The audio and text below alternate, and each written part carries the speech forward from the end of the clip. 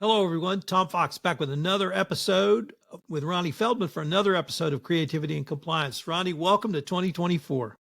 Hey, everybody. I hope everyone had a good year. We're ready to do some more pods. As you can tell from Ronnie's enthusiasm, we're going to talk today about positivity. I wanted to call this episode Don't Be a Debbie Downer, but Ronnie said, no, we got to be positive. So, Ronnie, why do you think positivity in and of itself can be a plus for a compliance professional in a compliance program? Yeah, in some ways it seems very self-evident to me, but I feel like the more we peel the onion on this, there's some interesting things to talk about here.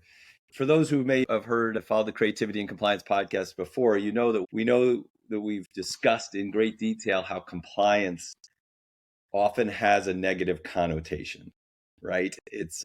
If you talk to any employee, I still talk to my friends who don't know what I do. They go, "Hey, you're doing that comedy stuff." Or if they happen to know it's compliance, they go, "Oh, wait, why would you do that? I hate my compliance officer," right?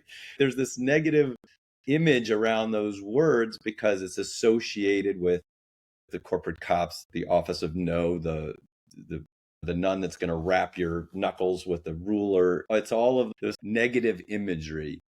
And we know that just as human beings, we don't like to be around people who bore us, who annoy us, who scare us. And compliance, unfortunately, despite all the great personalities of the people in this field, those words have some toxicity to them.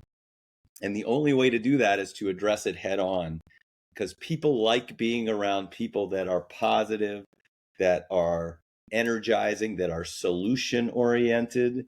What's that study? The Dr. Rob Cross, University of Virginia. People like hanging around people who provide energizing interactions. That's basically the study. People will associate themselves and seek out those people, and they will avoid people that provide those negative interactions.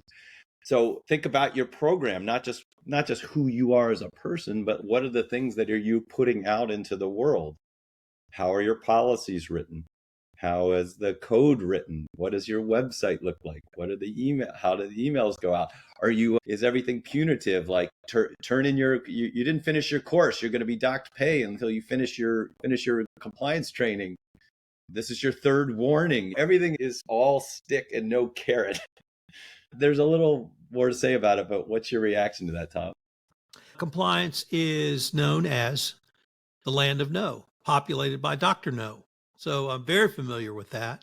The land of business non-development, the department where deals go to die, and of course, Debbie Downer. So you're absolutely spot on, Ronnie. And what struck me, and frankly, what has struck me several years I've known you, is that you bring a positivity and bring a positivity and engagement to literally everything you do. And I've seen you do that at conferences. I've seen you do that at dinners. I've seen you do that on this podcast. I've seen you make presentations, and you bring that positivity about what we all are doing in compliance. And I have to say, it's effective and it works. And I'm a lawyer by professional background, so I'm probably have some Debbie Downer genes in me that led me down that path.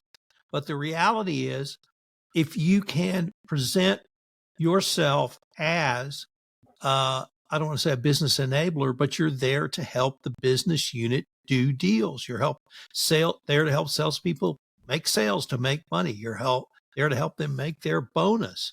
Yes, they have to do it ethically and in compliance. And yes, there are going to be some rules you have to follow. But if you can present them as guardrails and you're getting close to the guardrail, let's see what we can do to maybe move you back into the middle of the road or something to show we're here to help and we're here to work with you. And I'm never going to be as positive as you, and I'm never going to be as funny as you, and I'm never going to be as outgoing as you, but it doesn't mean you can't be positive about what you do. I tell people I'm the compliance evangelist because I'm very passionate about corruption across the globe, and I try to bring that passion to what I do. But when I explain that to the business people, I'm passionate about this, and I want to convey that passion to you, and that can be part of the positivity. I think your message is absolutely spot on, and frankly, I'm not sure I've ever heard a talk at a compliance conference where somebody stands up and says, be positive. We do some great things in compliance. You bring some great stories to tell, and we've told some of those stories with your clients on this podcast, and I think those are all positive. Yeah, I appreciate that. It's a simple concept, but here's what it makes me think about. I think a lot of, at least where my training comes from, where you have to work at some of these communication skills, is improv training. The number one, I guess the most well-known rule of improvisation is called yes and. We've done a podcast on yes and before, and on stage that means if you're making something up off of an audience suggestion on stage and you don't know what's going to happen, someone has to make a statement, the other person has to drop their idea, agree to that reality, and add one thing. And it's different than what the other person thinks. So they have to drop their idea, agree, and add one thing. So we as improvisers actually work at the idea or skill of yes anding things. So one of the things that I try and do with the work that we do and my communication skills, and all of us are a work in progress, right? I'm not touting myself as just something different than what everybody else is, but we're all working on these things. I actively, when I get an email that makes me upset, I think to myself, how can I yes and this? Because people don't like no because people. They don't like no but people. So in compliance, the way this relates is that if you come across a situation, an employee wants to do something, and the answer is no, it's sometimes better it's better to not say no. It's better to acknowledge, use the yes as a validation. Go, I see what you're trying to do. Let's talk about some of the other issues around this topic. And then you can educate and bring up solutions where you're solving it together. The idea, at least in a communication skill, of always bringing some solution, some positivity, there is technique to that, and we all have to work at it. I like to think in terms of the way we train and communicate. The yes and is the fun video. It's the acknowledgement that the training might be a little boring. By acknowledging that is you acknowledging their reality, and then offering up, you might get a laugh out of that, and then offering a bridge to the thing that you want to say. I don't know. What do you think about that? I feel like the whole positivity, as we're getting into this, what I'm realizing is that it is something that we do have to work at. And remember, we're digging out of a hole. The baseline is that they don't like us because of this reputation. So it's even more important that we find ways to be positive, to be solutionary oriented, to talk to them about how we can help them win business. Because the default is they don't think of you that way. What struck me in listening to you, Ronnie, that I came into this podcast thinking I'm going to have a big smile on my face. I'm going to help you do business. But it's much more than that. It's much deeper than that. And I'll give you the example you gave me. This is your third reminder to take your compliance training. I don't want to have to send this again. Why don't you take that positivity literally throughout your communication strategy? And I recognize sometimes you do have to communicate a sense of urgency, and that's fair enough. But it doesn't have to be a rap on the knuckles. And I appreciate your nun reference. Sister Mary Elephant lives. And that maybe we really do need to talk about this. We talk about the soft skills of leadership of a CCO. But what if your CCO really changed and tried to be more positive in your communication skills, your interactions with your compliance team, your interactions with your employees?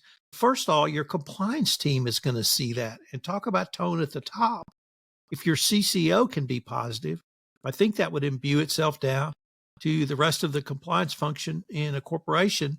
And then you can start to get that more positive aspect out. And it just struck me in listening to you, of all the Debbie Downer things that lawyers or compliance officers can do, we really may need to rethink this. This is way beyond a smile and a good word. This is really an attitude change that we are here to help, and we're going to help. We are a corporate function that provides services. Our customers are the employees of our organization. So let's treat them with the respect that we would treat a customer, and try to bring some positivity in literally everything we do, down to our email communications, which are not, unless you do this will happen.